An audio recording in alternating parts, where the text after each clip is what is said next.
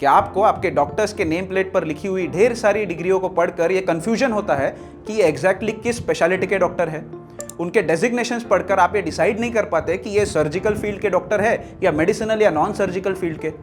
Cardiologist, nephrologist, endocrinologist, urologist, ये सारे term सुन के क्या आप भी कंफ्यूज हो जाते हैं? तो ये वीडियो आपके लिए है। नमस्कार, मैं doctor Tanay Nahatkar, orthopaedic surgeon, joint replacement surgeries में स्पेशलाइज्ड हूँ और आपका स्वागत करता हूँ मेरे इस नए वीडियो में जिसका नाम है नो योर डॉक्टर। इस वीडियो में मैं आपके डॉक्टर की डिग्रीज और स्पेशलिटीज समझने में हेल्प करूँगा। मॉडर्न मेडिसिन या एलोपैथी प्रैक्टिस करने वाले डॉक्टर्स की शुरुआत MBBS से होती है। ये एक ग्रेजुएशन डिग्री है जिसका टाइम पीरियड अराउंड 6 ईयर्स का होता है। MBBS या ग्रेजुएशन डिग्री खत्म करने के बाद डॉक्टर्स के पास पोस्ट ग्रेजुएशन या स्पेशलाइजेशन के लिए मेनली 2 ऑप्शंस होते हैं। या तो वो सर्जिकल फील्ड चूज कर सकते हैं या नॉन सर्जिकल यानी मेडिसिनल फील्ड चूज कर सकते हैं। सर्जिकल फील्ड में ब्रॉडली 5 ऑप्शंस होते हैं। नंबर 1 जनरल सर्जरी, ऐसे डॉक्टर्स जो head to toe basic surgeries में ट्रेंड होते हैं। नंबर 2 ऑर्थोपेडिशियंस, जो हड्डी के डॉक्टर होते हैं। नंबर 3 ऑब्स्टेटिक्स एंड गायनेकोलॉजिस्ट यानी स्त्री रोग विशेषज्ञ। नंबर 4 ENT यानी कान, नाक और थ्रोट के सर्जन्स।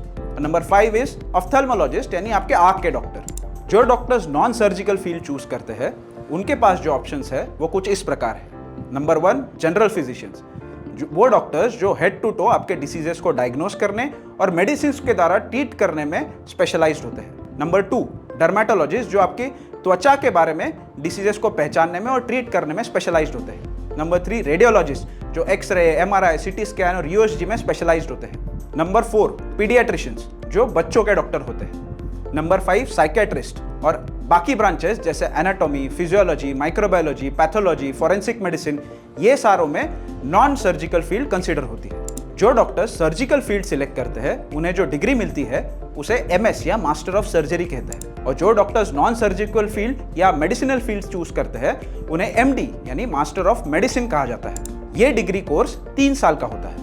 तो हर वो डॉक्टर जिसने पोस्ट ग्रेजुएशन किया है या जिसके पास MD या MS डिग्री है उसने अपने जिंदगी के कम से कम 10 साल ऑन एन एवरेज इस पढ़ाई को दिए होते हैं। But the story does not and here. Post graduation के बाद हर डॉक्टर के पास एक ऑप्शन होता है कि वो ऑर्गन या ऑर्गन स्पेसिफिक सिस्टम में डीप डाइव करके अपने नॉलेज और अपने स्किल सेट को बढ़ा सकता है। इस प्रोसेस को सुपर स्पेशलाइजेशन कहते हैं। अभी क्योंकि जनरल फिजिशियंस और जनरल सर्जन आपके हेड टू टो डिसीजेस में ट्रेंड होते हैं तो उनके पास सुपर स्पेशलाइजेशन के लिए ऑप्शंस ज्यादा होते हैं, जबकि ऑर्थोपेडिशियंस, रेडियोलॉजिस्ट, डर्मेटोलॉजिस्ट ये ऐसे डॉक्टर हैं जो ऑलरेडी किसी ऑर्गन स्पेसिफिक सिस्टम में ट्रेंड है, तो उनके पास सुपर स्पेशलाइजेशन के लिए ऑप्शंस लिमिटेड होते हैं। आइए इसे एग्जाम्पल के तौर पे समझते हैं। ब्रेन रिलेटेड सिस्टम यानी न्यूरोलॉजी सिस्टम में जो जनरल फिजिशियन सुपर स्पेशलाइजेशन करता है उसे हम न्यूरोलॉजिस्ट कहते हैं, और जो जनरल सर्जन इसी सिस्टम में सुपर स्पेशलाइजेशन करता है उसे हम न्यूरोसर्जन कहते हैं। उसी प्रकार हार्ट डिसीजेस के लिए यानी कार्डियोवैस्कुलर सिस्टम के लिए जो फिजिशियन सुपर स्पेशलाइजेशन करता है उसे कार्डियोलॉजिस्ट कहा जाता है, और जो जनरल सर्जन सुपर स्पेशलाइजेशन करता है उसे कार्डियोथोरेसिक सर्जन कहते हैं। किडनी डिसीजेस के लिए नेफ्रोलॉजिस्ट और यूरोलॉजिस्ट होता है।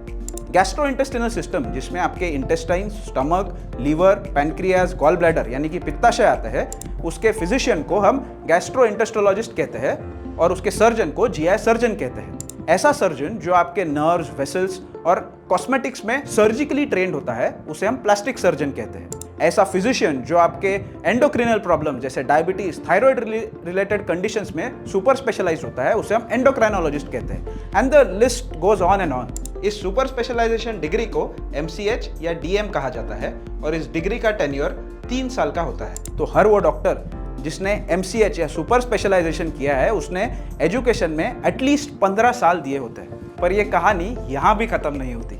हर डिग्री होल्डर के पास फेलोशिप करने का ऑप्शन होता है। अब फेलोशिप क्या है?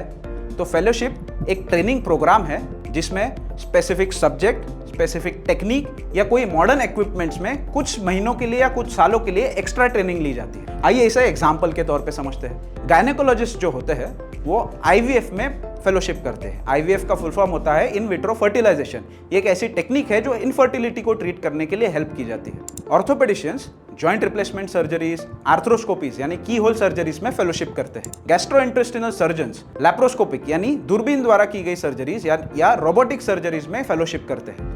यह फेलोशिप प्रोग्राम का टेन्योर 1 महीने से 3 साल तक वेरी हो सकता है depending upon the subject you choose.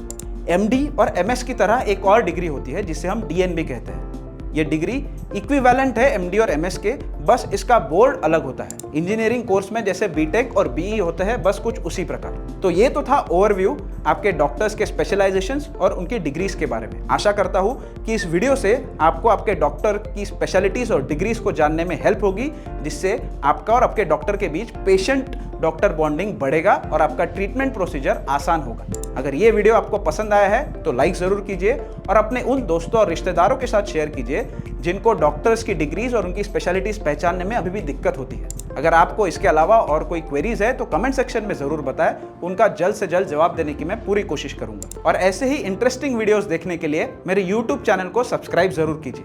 तो मिलेंगे आपसे अगले वीडियो में, तब तक के लिए खुश रहिए, स्वस्थ रहिए और मुस्कुराते रहिए। धन्यवाद।